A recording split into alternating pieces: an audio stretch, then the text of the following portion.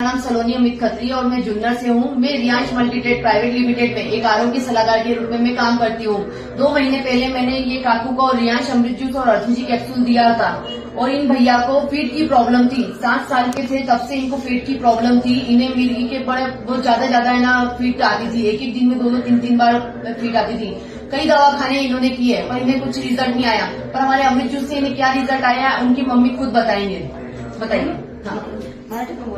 अमृत juice जसं घ्यायला लागलो ना आता सकाळला म्हणजे फिटचा प्रॉब्लेम कमी झालेला आहे.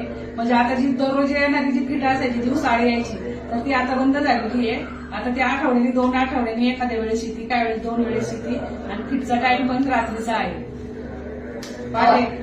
आणि तुम्हाला काय फरक वाटलाय? आणि मला जो होता प्रॉब्लेम मानेचा याचा त्याचा तर तो आता त्याच्यामध्ये फरक झालेला आहे मला. म्हणजे आम्ही आज औषधं घेतोच आहे. आता 2 महिने झाले, आता 3रा महिना चालू औषधाचा घ्यायचा आहे आम्हाला. त्याने आम्हाला फरक पडलेला